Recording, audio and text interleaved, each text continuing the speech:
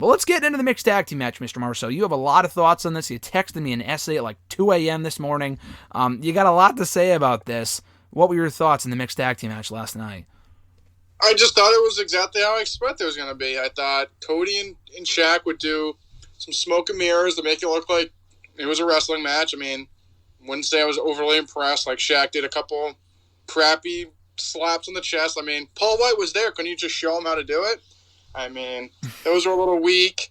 I mean, they did like test of strength. I mean, did Cody really think he was going to beat Shaq in that? No. And then, I mean, you got Red Velvet and Jade. I mean, it's not their fault. They're clearly both coming out of wrestling school, but I mean, they're both extremely green. Beginning of their like little back and forth, they were going a million miles per hour. They were kind of all over the place.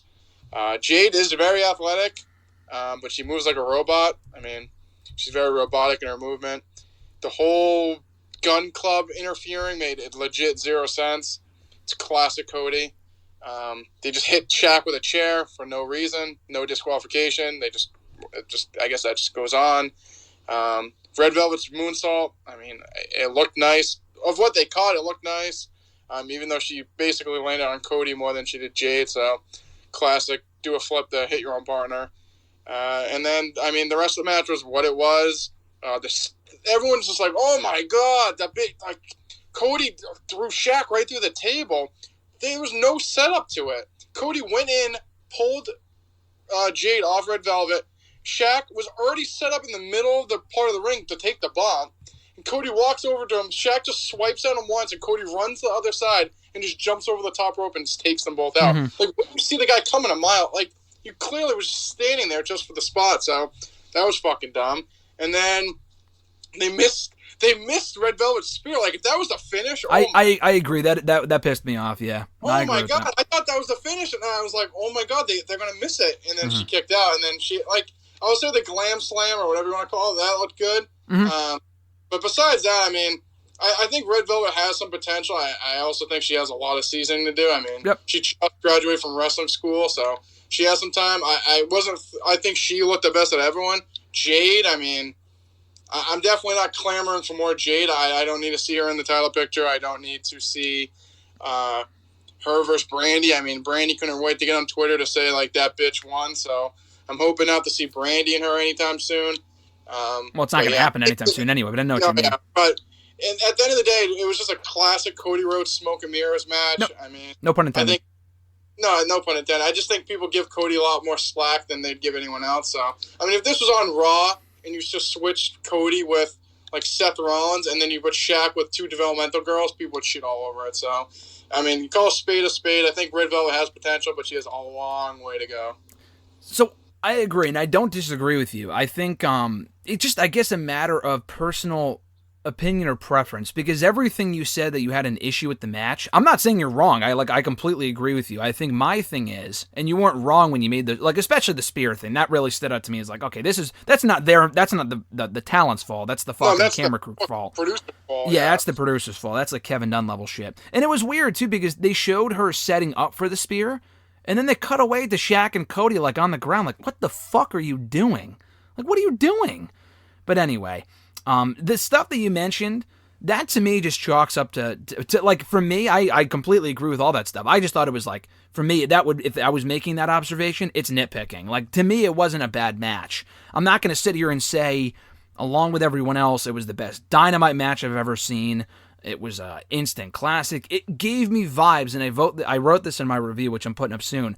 It gave me vibes of Kurt Angle and Ronda versus Triple H and Stephanie, but it wasn't on the level. I'm not saying it was the same match. I'm saying that it gave me vibes because I had zero expectations for it.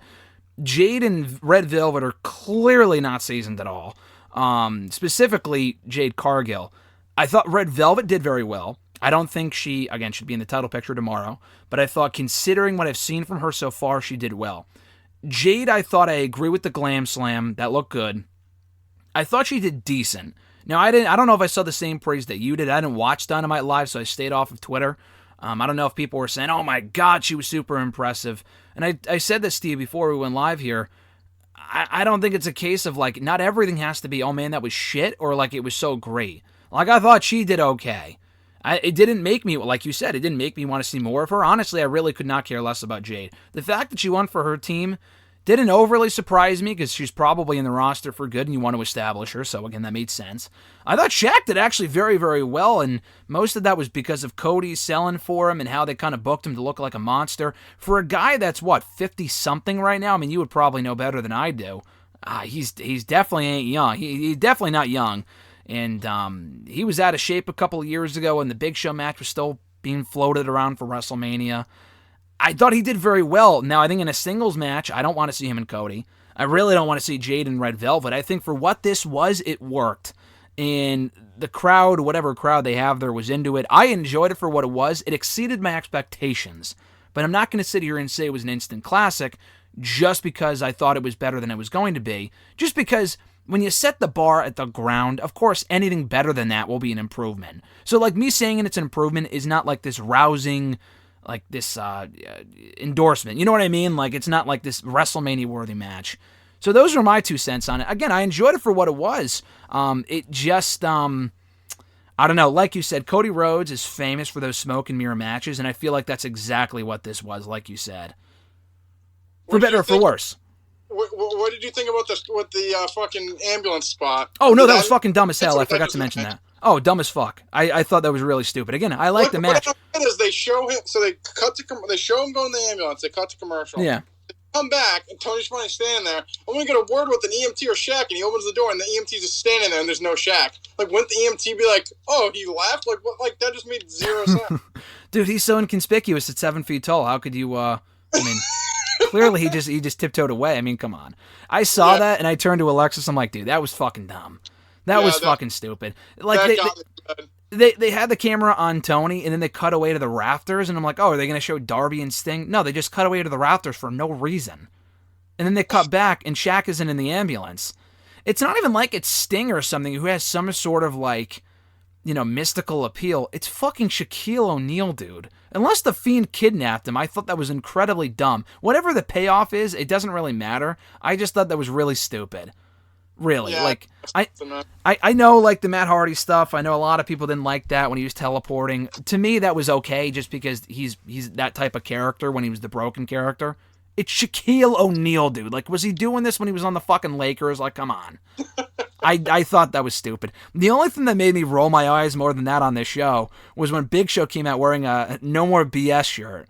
I thought that was dumb, but, that's just me, I guess.